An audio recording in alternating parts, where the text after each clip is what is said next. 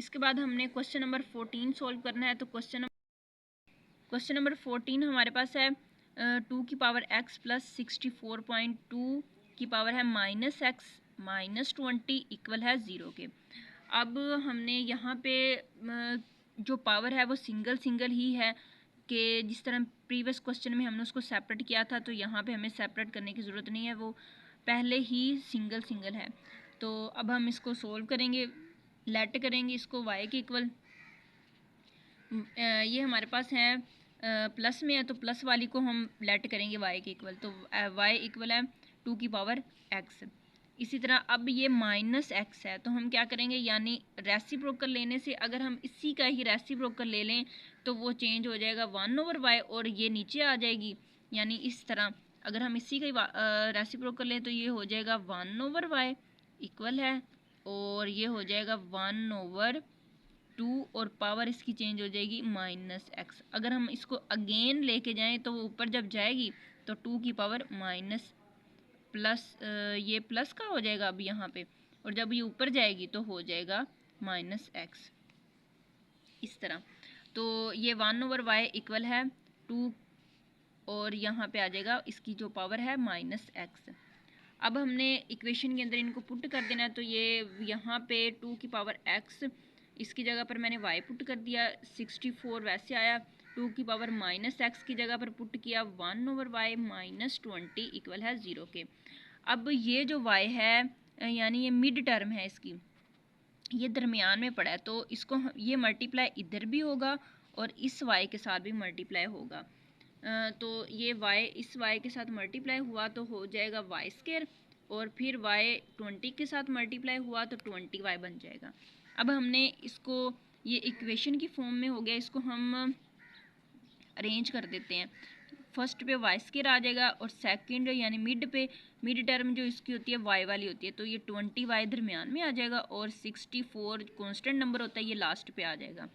अब इसको हमने लास्ट पे कर दिया है, तो ये हमारे पास आ गया -20y और ये है 64।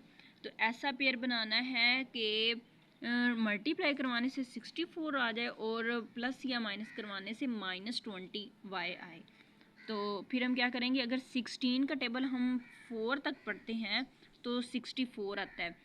तो माइनस दोनों को अगर हमने माइनस किया तो वो फिर आ जाएगा 20। माइनस माइनस क्योंकि प्लस होता है, तो माइनस माइनस प्लस 16 और 40 को मल्टीप्लाई किया वो तो 64 आ गया, और इन दोनों को प्लस किया तो वो 20 आ जाएगा। अब हमने इनमें से कॉमन ले लेना, y कॉमन आ जाएगा, अंदर हमारे पास y माइनस 16 और यहाँ पे हम 4 कॉमन ले लेंगे तो अंदर हमारे पास साइन भी चेंज हो जाएगा और यहाँ पर आ जाएगा 4 16 दा 64। अब y माइनस 16 ये दोनों कॉमन आ जाएंगे और बाकी हमारे पास बच जाएगा y माइनस 4, तो ये आ गया। अब हमने क्या करना है, इन दोनों को इक्वल रख लेना, 0 के इक्वल रखेंगे, और ये -16 उधर जाके प्लस का 16, ये -4 उधर जाके हो जाएगा प्लस का 4। इसी तरह यहाँ पर हमारे पास है पुट y इक्वल है 2 की पावर x। दोनों को यानी y की जगह पर हमने अब y को जिसके इक्वल पुट किया था वो हमने y की वैल्यू पुट कर देनी है जहाँ पर आएगा, यानी 2x। ये 2x वैसे y की जगह पर जो वैल्यू हमने निकाली थी वो पुट करनी है, 16 निकाली थी तो ये 16 मैंने पुट कर दिया।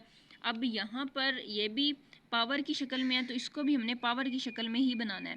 तो ये आ जाएगा हमारे पास 16 है, तो 16 की अगर हम फैक्टराइजेशन करें तो 2 की पावर 4 आएगा। और अब देखें ये सेम और सेम दोनों सेम है, तो हमारे पास इसका आंसर आ जाएगा x इक्वल है 4 के। इसी तरह इसकी भी हमने फैक्टराइजेशन कर लेनी है तो वो 2 की पावर 2 आ जाएगा और ये बेस सेम हो गई है। अब इसका आंसर आ जाएगा x इक्वल है 2 के।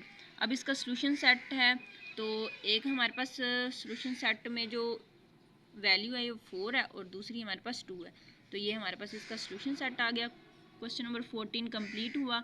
आई होप आप लोगों को क्वेश्चन की समझ आ गई होगी। Please subscribe to my channel. Thank you so much. अल्लाह हाफिज़।